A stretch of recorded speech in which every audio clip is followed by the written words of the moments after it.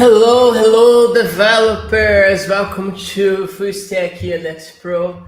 Here we discuss strategy and tips for your Elixir learning journey. This is from scratch into your first wave as an Elixir developer. I am Gustavo, and today we are going to discuss about how you can get started using hooks with Phoenix and LiveView. And first of all, before we start coding, it's better we discuss about what is hook. What are hooks with live view?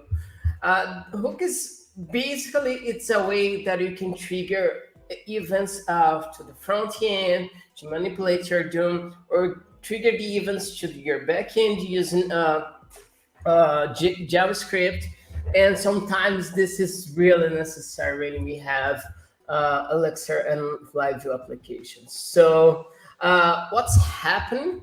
What is the difference between hooks and LiveView in your day? For example, most of your time you are going to use live view stuff. When hook is necessary, for example, you need to manipulate a specific document in HTML. You need to, for example, use mappings. You need to receive. You need to trigger events to your backend when some things happen with your browser, like an infinite scroll, or maybe you need to use geolocation. What else? Bluetooth, Wi-Fi, resources from your computer, which is really nice way, and also it's totally possible when we have live view and hook. Why is so important? First of all, maybe unfortunately, our browsers we use JavaScript, so it's like you don't need to know a lot of JavaScript, but some commands it's important to understand. And sometimes using live view we don't have how to manipulate all the functionalities. That's why hooks sometimes is important to understand.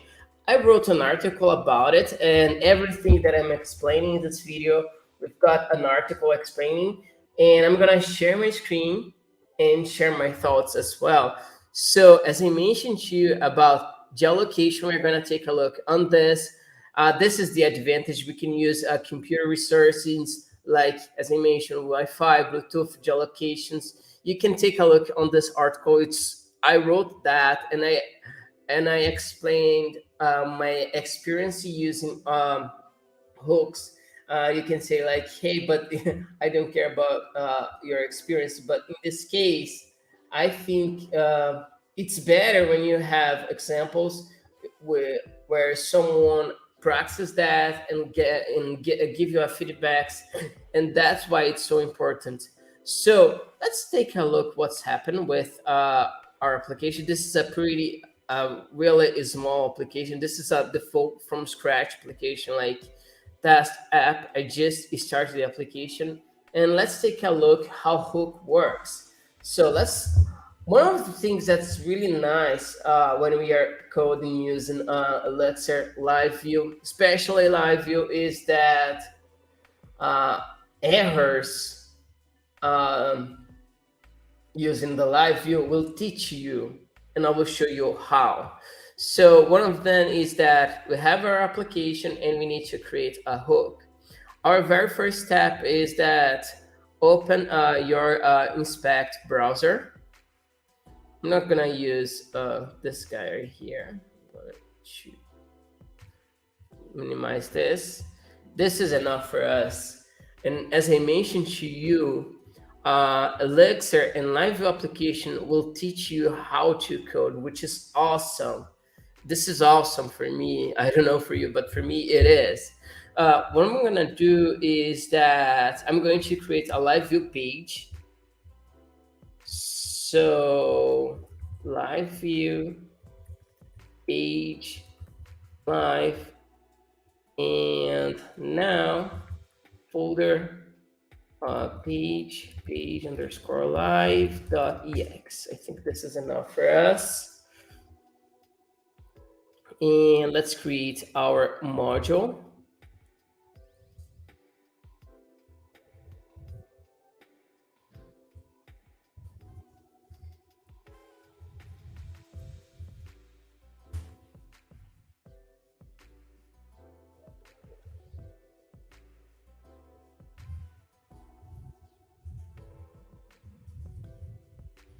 This is enough for us now, because one of the things that we're going to do is a really simple application, and we only need to have our input stuff. So what else that's missing is our HTML.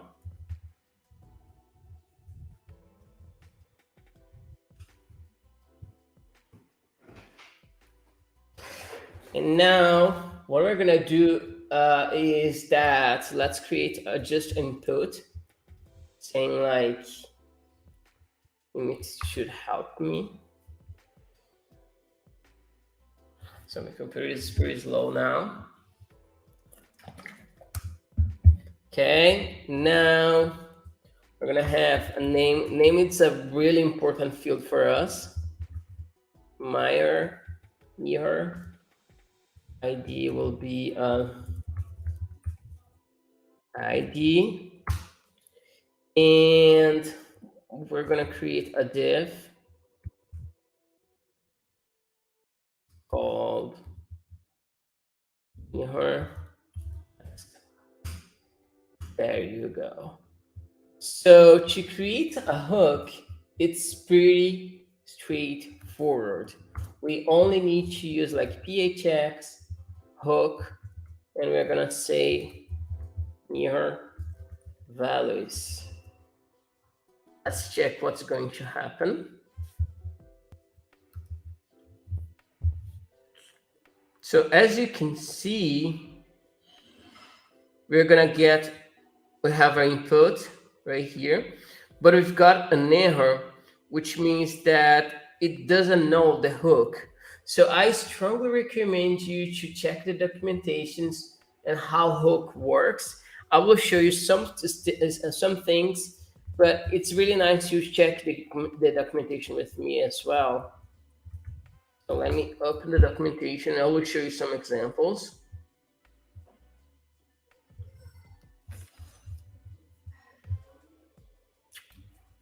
So we've got this way explaining what is the JavaScript interoperability, but for us, client via hook is the most important. So we need to create a hook. And how can we do it? So our first step that we know is that we need to have this hook. How can we create that? So one of the things that I always do when I start my Elixir application is I'm going to create a file called hook.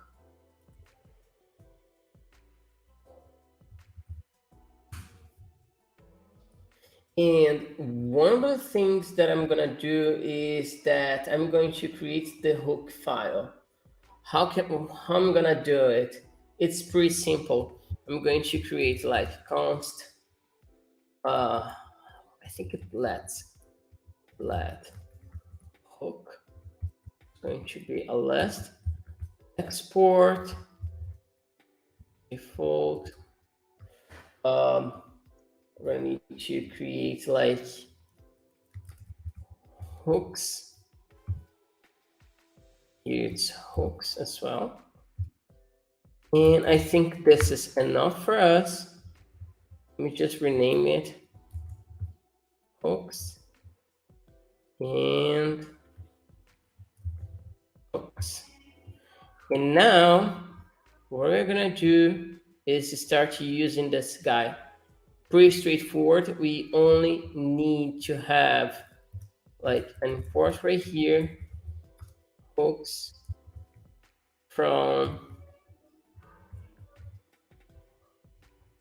hooks folder, hooks file, and now we only need to use like this.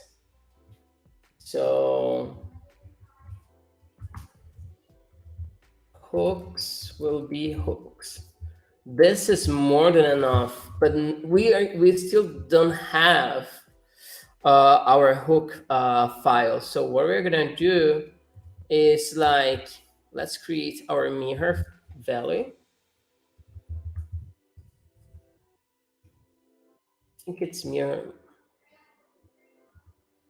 valleys.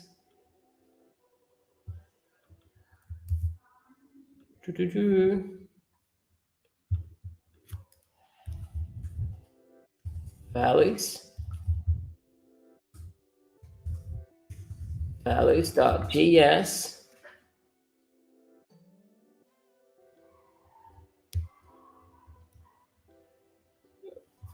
Okay.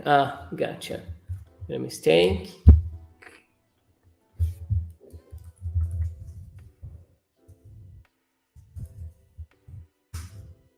.js, and now we're going to create our file.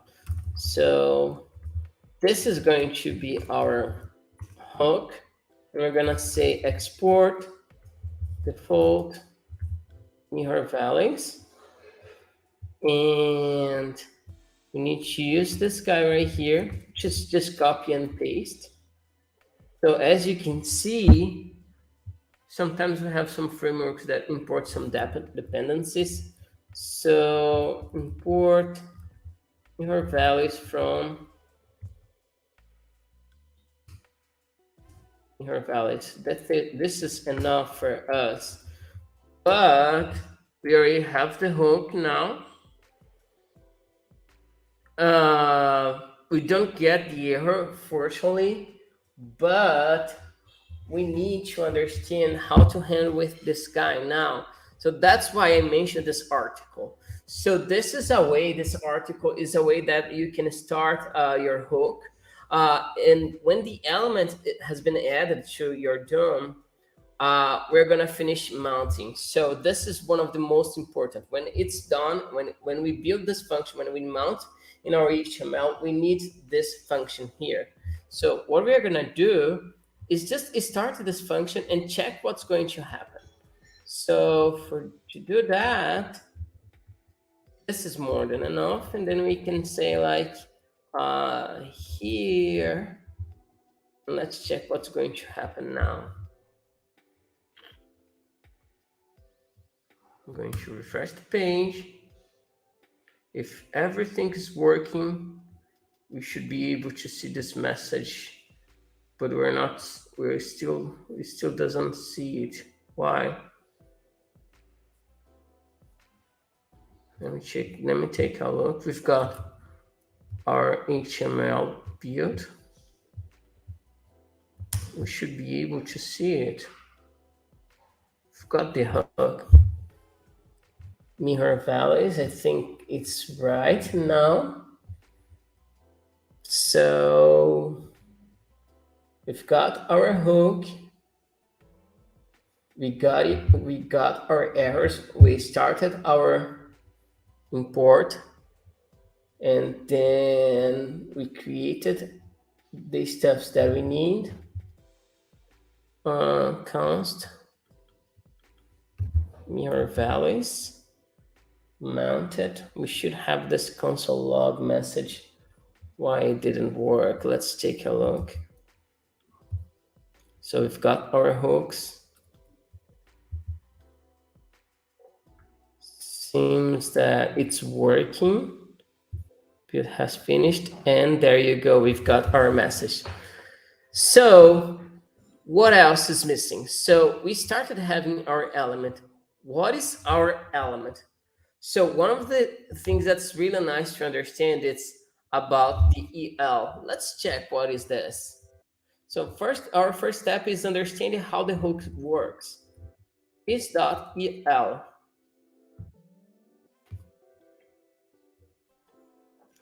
So as you can see, our EL is only our input file. It's our hook ID. One of the things that's really important to understand is when we have a hook, we need to have an ID. It's important to have an ID because when we got an ID, we can manipulate this element easily. For example, I could have like two of them, and I can say like the ID are the same. Let's check and see what's happened. So as you can see, we are gonna have the elements, and we got this error saying that we need to have like a unique ID, maybe ID number 2. It's enough for us.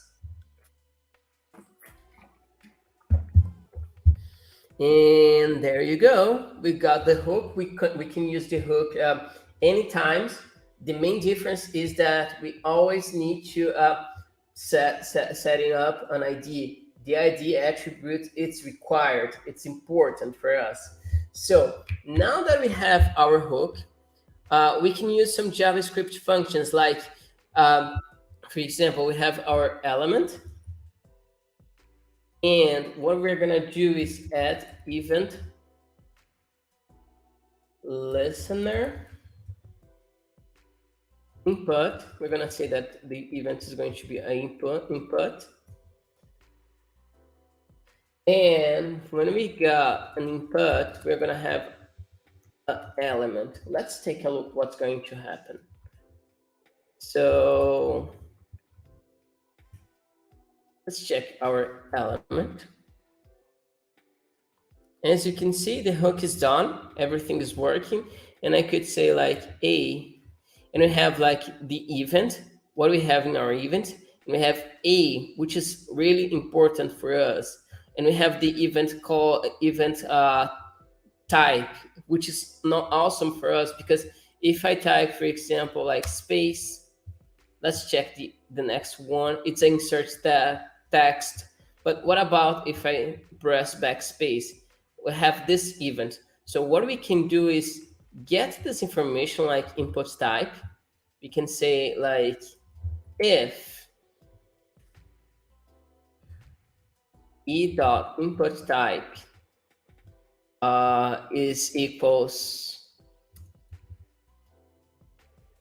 insert text. What we're gonna do is just say e dot console log e dot data.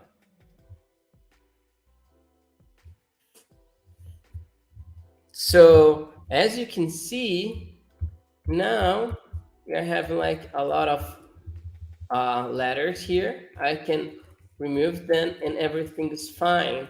One of the things that we can do is keep manipulating our DOM elements in our HTML. For example, we have in our page HTML the mirror task. Let's start manipulating this guy. And one of the things that we're gonna do is start sending information to this one. For example, we could say like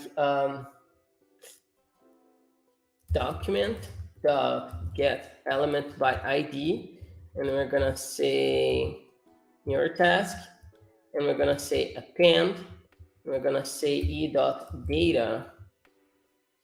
Let's check and see what's going to happen.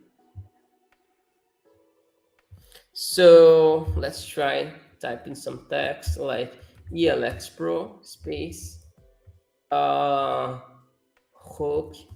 class, and it is working, which is awesome. Really simple because we are manipulating DOMs. But another things that we can do using hooks is that we can push events to our application. We can push events, we can receive events as well. So, but let's keep focus on push events. Let's check and how it works. Okay, so first of all, we're gonna have our text, and we're gonna say like this el push event, or I think it's this push event, where we need to send event. We need to send the event. We can say like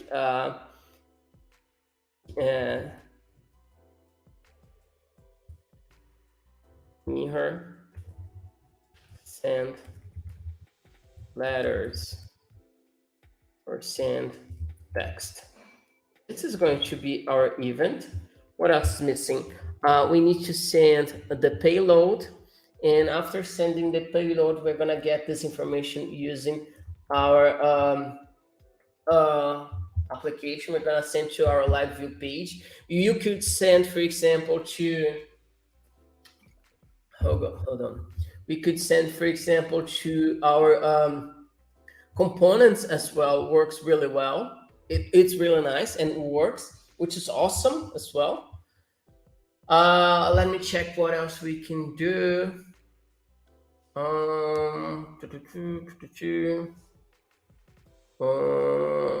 Yes, this is kind of things that we can do. So we are going to send the push event, and in our push event, we're going to get informations. I think we don't need to send a payload as well in this case, but we can send the event. So we're gonna send you this event, and payload is going to be empty, I think. I think it's good to work. Let's check.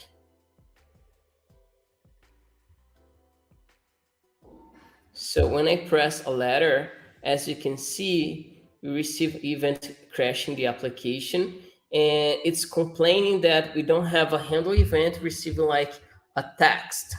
Let's take a look what's going to happen now. We're gonna send an event to our backend, to our live view page. And one of the things that we're gonna use now is mount. I don't care about the params. And we're gonna have our socket, and we can say assign maybe, I think account, it's a good example. 0 and handle event. I don't care about the params. Socket's really important for us. We could say like update socket count. We're gonna have like 1 + 1.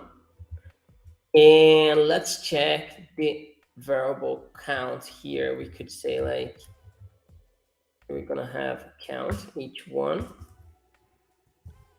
count, and then we will have like at count. Let's check our app now. And it's start with 0. We already have the event. So, and when we press some letters, as you can see, it's still crashing. Let's understand why. Oh, okay, my bad, sorry. It's because it's going to be no reply.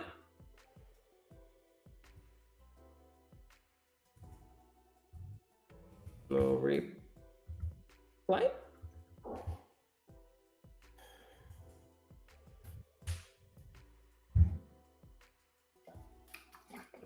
And now, when we try to use the event, as you can see, it's working, and which is awesome. But our mirror values is disappearing. Maybe we can do something like this. Let's check and see if it works. I don't want to, I want my DOM updated. So that's weird.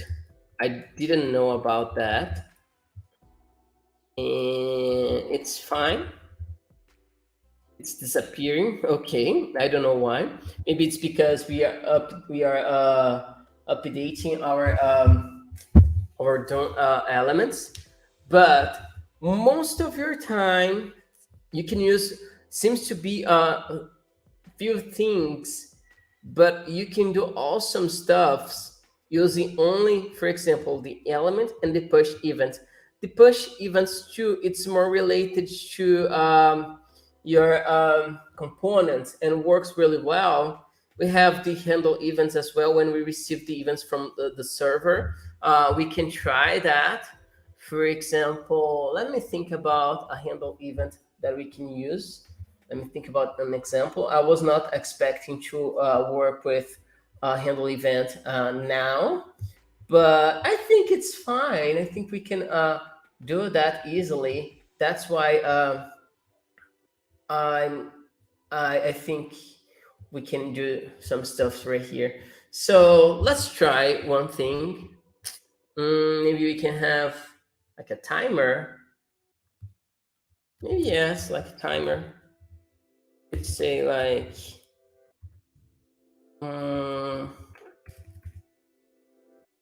think timer. I don't remember how to trigger that.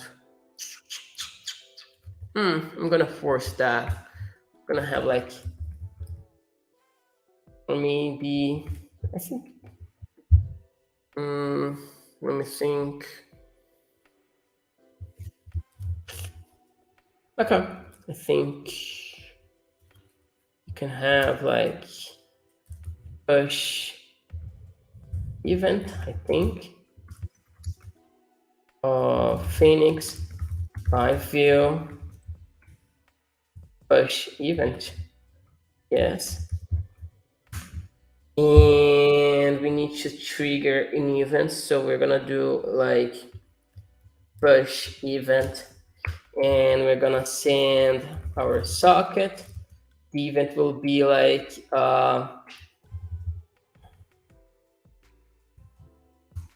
add text, and we can say like text will be hello Elixir Pro. And now let's check this event in our hook, our mirror values. So what we're gonna do is receive this event. So we can have something like this handle event, where this is the event, this is the info, and our very first step is always like console log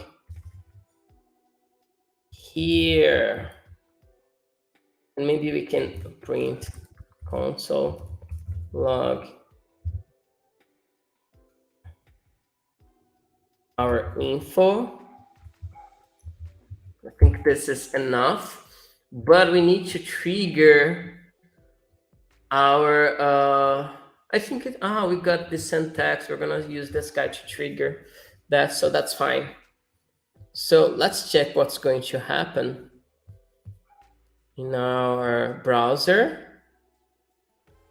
Handle events not a function. I made a mistake. It's this one.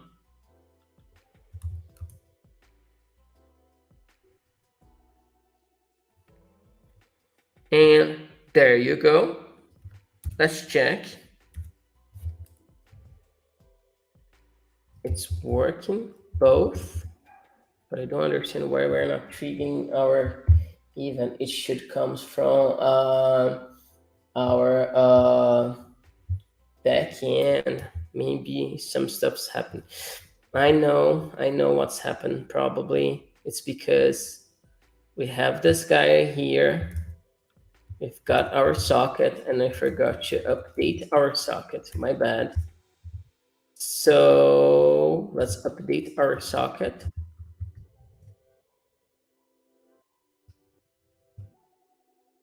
Socket.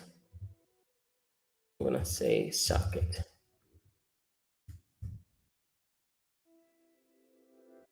Let's refresh it.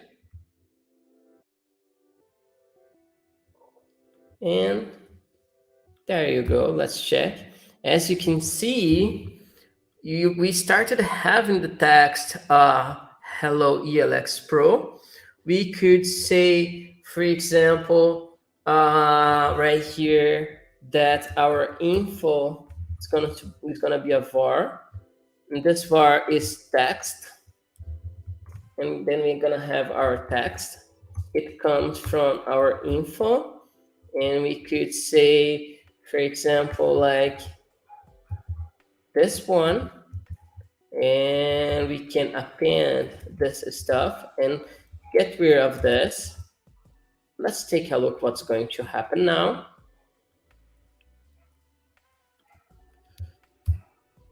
As you can see, we started having the text as well. If I refresh the page and try that again, we've got our text, which is awesome, works really well. So most of your time, this is what I'm explaining to you. It's more than enough, for example, to use components and the other stuffs. I hope you guys like this video. This one, it's enough for understanding some stuffs, but one more thing. And this one more thing is that possibilities that you're gonna have using like live view and using hooks. For example, console log, and I'm gonna say navigator.